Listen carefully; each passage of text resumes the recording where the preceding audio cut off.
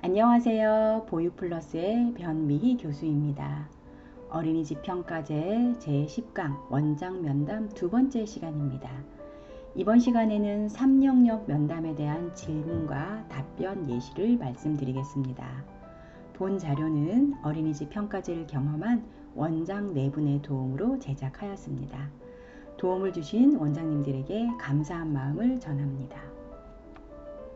3영역 면담 내용은 총 11개 내용으로 분리하여 제시하였습니다. 각 슬라이드의 면담 질문은 왼쪽 하단에 제시하였고 제가 초록색으로 밑줄을 그어 두었습니다. 답변의 예시는 오른쪽에 제시하였는데요.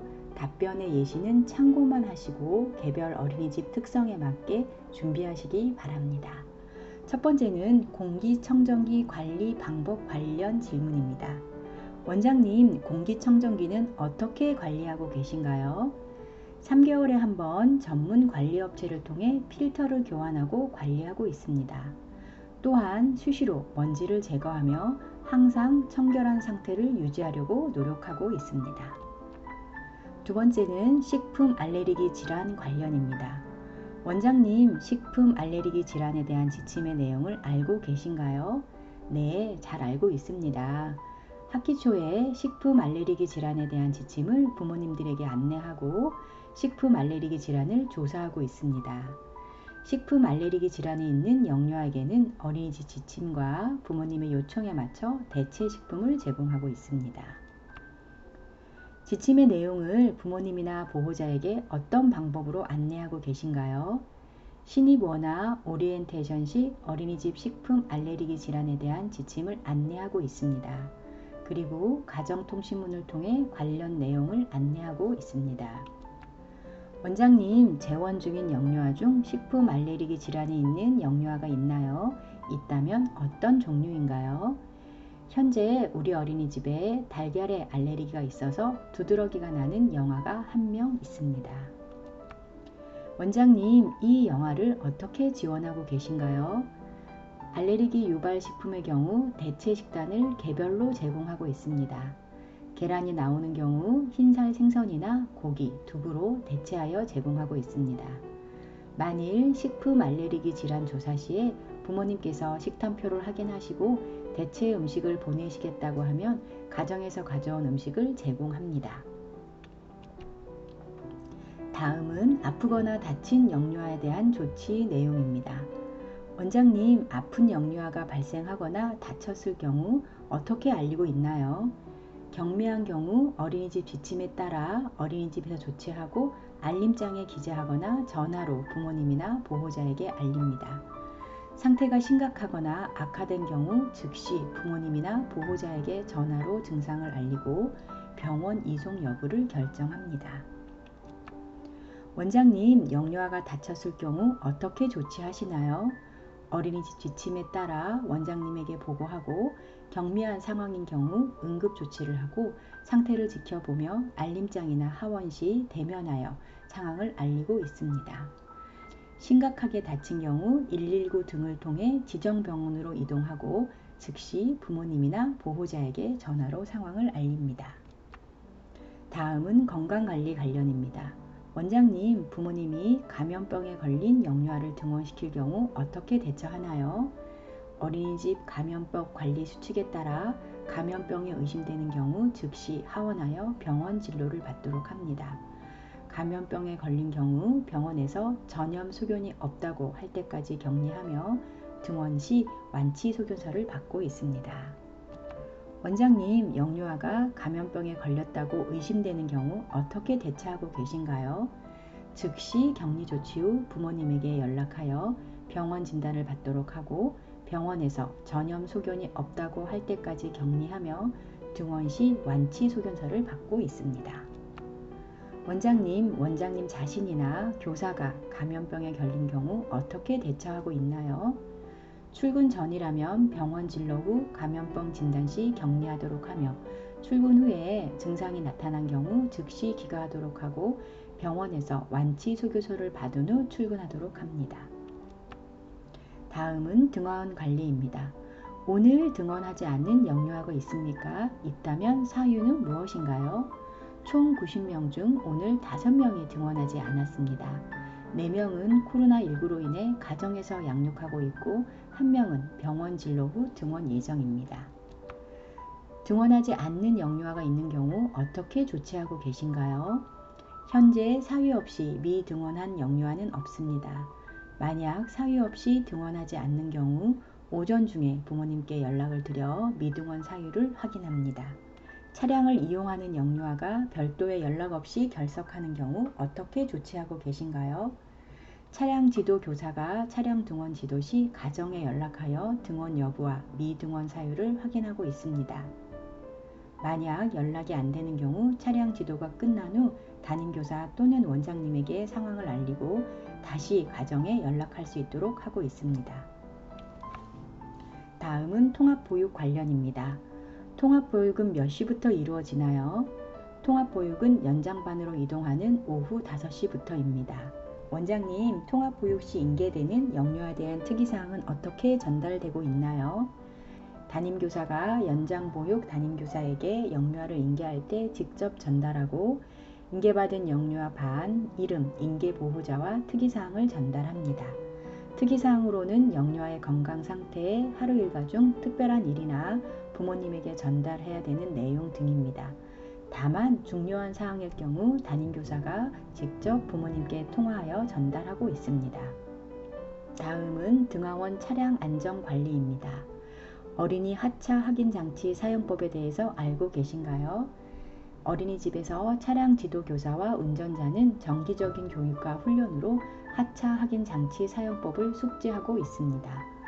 원장님, 어린이 하차 확인 장치를 매일 어떻게 사용하고 있나요?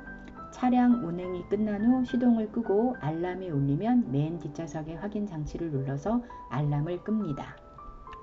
원장님, 차량 운행 시 동승하는 성인은 누구인가요? 차량 지도교사가 당직일에 맞추어 지도하고 있습니다. 원장님, 운전자가 음주 상태로 운전을 하거나 운전 중에 휴대전화를 사용하는 것을 본 적이 있습니까? 만약 발견되면 어떻게 조치하고 계신가요? 사전에 운전자 교육을 통해 운전 중 휴대폰 사용을 엄격히 금지하고 있습니다. 또한 음주가 의심되거나 음주 후 운전을 하는 경우 즉시 운행을 멈추고 대체 운전사가 차량을 운영하도록 지침을 마련하고 있습니다. 현재까지 이러한 일이 발생한 적은 없습니다. 원장님, 차량에 동승한 성인은 영유아가 차량에 타고 내릴 때 어떻게 도와주고 있나요? 차량이 완전히 정차한 후 하차할 수 있도록 합니다. 동승 성인이 먼저 내려 영유아가 안전하게 하차한 후 안전한 곳으로 이동한 것을 확인한 후 출발합니다. 차량 탑승 영유아에 대한 관리는 어떻게 이루어지고 있습니까? 모든 영유아의 하차 여부는 어떤 방식으로 확인하고 있습니까? 차량에 탑승한 모든 사람이 차량의 카시트나 안전벨트를 착용한 것을 확인 후 출발하며 하차 전까지 착용하고 있도록 지도합니다. 차량 지도교사가 모든 영유아가 하차했는지 1차 점검한 후에 운전자가 하차벨을 눌러서 최종 점검하고 있습니다. 다음은 영유아 안전교육 관련입니다. 원장님, 소방대피 훈련은 얼마나 자주 실시하고 어떤 방식으로 하고 있습니까? 월 1회 지진 대피 훈련을 포함하여 진행하고 있습니다. 진행 방법은 사전 계획에 따라 불시 훈련으로 진행하고 있습니다. 사이렌이 울리면 영유아들이 건물 밖으로 대피하여 실제 재난 상황과 동일하게 훈련하고 있습니다. 햇볕이 강하고 더운 시간대에 바깥놀이를 나갈 경우 어떠한 조치를 하고 있나요? 폭염주의보 등 햇볕이 강한 날에는 바깥놀이 시간을 조정하거나 실내에서 대체 활동을 진행하고 있습니다. 바깥놀이를 할 경우 선크림을 바르고 모자를 쓰고 나갑니다. 또한 그늘에서 놀 수 있도록 실내 놀이 공간에 차양막을 설치하였습니다. 원장님, 황사가 있거나 미세먼지 농도가 높은 날에는 어떻게 조치하고 있나요? 황사가 있거나 미세먼지 농도가 나쁨 이상인 날에는 실내에서 신체 활동으로 대체하여 진행하고 있습니다. 다음은 보육교직원 안전교육 관련입니다. 원장님, 언제 어떤 내용의 안전교육을 받았습니까? 매년 1회 이상 아동학대 예방교육, 아동학대 신고자 의무교육, 실종 및 유괴 예방, 약물 오남용 예방교육, 재난대비 안전교육, 교통안전교육, 성폭력 예방 등 안전교육을 주기적으로 실시하고 있습니다. 원장님, 영유아 학대 예방 교육을 받은 후 영유아를 대하는 것에 어떤 변화가 있었나요? 영유아 권리 존중에 더 많은 관심을 가지게 되었습니다. 어린이집 내에서 모든 업무에서 영유아 입장을 가장 먼저 고려하고 영유아의 권리를 존중하는 문화가 형성되어 있습니다. 원장님, 비상사태를 대비하여 분장된 업무 중 자신의 역할은 무엇입니까? 원장인 저는 비상시 총괄 지휘와 명령을 내리며 관계기관에 연락하여 조치를 취하는 업무를 맡고 있습니다. 원장님, 화재 발생 시 원장님의 역할은 무엇인가요? 원장인 저는 총괄 지휘와 명령을 내리는 역할로 비상벨을 울려 화재 발생 사실을 원내 전달합니다. 그리고 영유아와 교사들이 건물 밖으로 대피하도록 하며 관계기관에 연락하는 역할을 맡고 있습니다. 다음은 영유아 학대 예방 지침 관련 내용입니다. 원장님, 학대의 정의와 유형은 무엇인가요? 아동복지법에 따르면 아동학대는 보호자를 포함한 성인이 아동의 건강 또는 복지를 해치거나 정상적 발달을 저해할 수 있는 신체적, 정신적, 성적 폭력이나 가혹행위를 하는 것과 아동의 보호자가 아동을 유기하거나 방임하는 것을 말합니다. 신체적 학대는 아동의 신체에 손상을 주거나 신체의 건강 및 발달을 해치는 행위이며 정서적 학대는 아동의 정신건강 및 발달에 해를 끼치는 행위를 말합니다. 성적 학대는 아동에게 음란한 행위를 시키거나 이를 매게 하는 행위 또는 아동에게 성적 수치심을 주는 성희롱 등을 말합니다. 마지막으로 방임은 아동을 유기하거나 의식주를 포함한 기본적인 보호, 양육, 치료 및 교육을 소홀히 하는 행위를 말합니다. 원장님, 영유아 학대 신고가 의무인 것을 알고 있나요? 네, 잘 알고 있습니다. 보육교직원은 직무상 아동학대를 쉽게 발견할 수 있는 직무로 아동학대 신고 의무자로서 영유아가 학대받은 사실을 알게 되었을 때 관련 기관에 즉시 신고해야 함을 숙지하고 있습니다. 원장님, 아동학대 신고 전화번호는 무엇인가요? 국번 없이 112로 신고해야 하며 아이지킴콜 112 앱으로도 신고할 수 있습니다. 원장님, 영유아 학대가 의심되는 정황이 발생하면 어떻게 대처하고 있나요? 아동학대가 의심되는 상황을 동료 교사와 원장인 저에게 보고하도록 하고 있고 관계기관에 신고하는 지침을 마련하고 있습니다. 영유아를 학대로부터 보호하기 위한 원장님의 역할 범위는 어디까지인가요?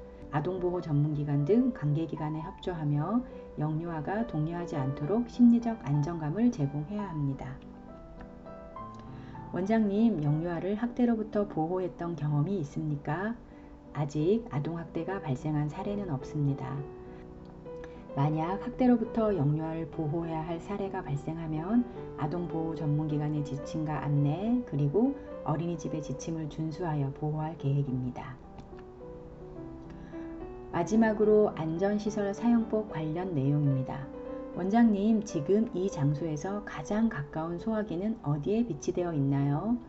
복도에 각 층별로 분말 소화기가 한 대씩 비치되어 있으며 각 보육실마다 투척력 소화기가 마련되어 있습니다. 원장님, 소화기는 어떻게 사용하나요? 안전핀을 뽑고 바람을 등지고 빗자루를 쓸듯이 소화 약제를 뿌립니다.